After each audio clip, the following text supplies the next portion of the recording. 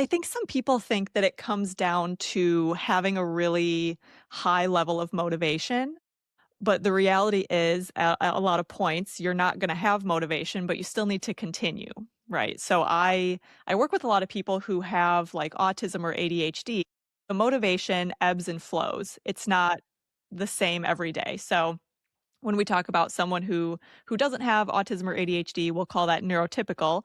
You might feel like no matter how you're feeling, it's on your schedule, you're gonna go to the gym every day that it's scheduled because you know you have to do it whether the motivation is there or not. Someone who is neurodivergent, someone autism, ADHD on the spectrum, whatever, whether that if they're lacking in that motivation, even if it's on the schedule, they might not still go because they want to work on something else. They don't find it enjoyable that day. Maybe their body isn't feeling like it has enough energy. Maybe their brain capacity they don't think they have enough in order to complete it. So that's why it's so important to look at every person differently instead of giving everyone the same type of workout and the same type of workout schedule. It's really important to find something that you enjoy and that you are going to stick to, even if it doesn't look like the influencers that you see online. A lot of times those influencers, they have so much time on their hands that they're at Ye the gym all day. They can do whatever they want, but that's not realistic for the rest of us. Right, exactly. That's Yeah, so that's wild. one of the big things, and then I think you just giving yourself grace, again, like hustle culture and the workout culture, all the influencers are gonna scream at you that you just have to, dig in and do it, but giving yourself grace on days when you're really not feeling it and allowing your body to maybe take a walk or focus on stretching, like, those things are just as important as a hard workout in the gym. That's interesting. Different kinds of people, and I like the way you talked about the ADHD and the neurodivergent versus the what did you call it? The Neurotypical. anyway, I mean, my kids have said that I'm probably ADHD. Could be true. Yeah, that's really interesting. It also takes me into the territory of habits, and I think about the author of Atomic Habits. And one of the big principles, I think it kind of applies here. I want to see what you think about this idea, if you're familiar with his work. And that is that you really don't change behavior until you really work on your identity.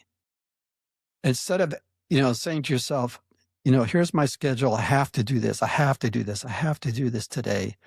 Or I'm Xing off that day on the calendar that I did it.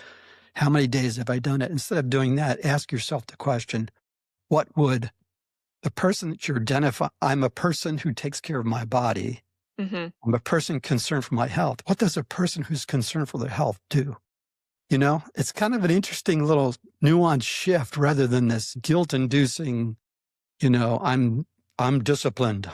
I'm going to be Yeah. disciplined. I'm Right. good. I'm so glad that you brought that up. So I read part of Atomic Habits, and that happens to be a part of the book that I did read. And I actually love that perspective shift because if you can say, I'm a person who exercises instead of, oh, I really need to get to the gym. Like it really changes almost your value around exercise, which is what we want. Like so many people feel like you said that guilt around exercise, but we want to remove that guilt because that's going to it's going to bring you like negative self-talk and negative feelings every time you want to go but don't. And we don't want to feel that way because otherwise we're going to snowball into, well, I'm going to give up again. So I think that that's something that a lot of people have who have tried the gym and failed multiple times or who yo-yo diet, these things just aren't working. I just can't do it. But if we change the perspective and shift it more into your value system and why you want to make the change, I think that's where we see a lot more of like the sticking of the habits when we have, I want to do this because I want to be able to play with my kids and my grandkids.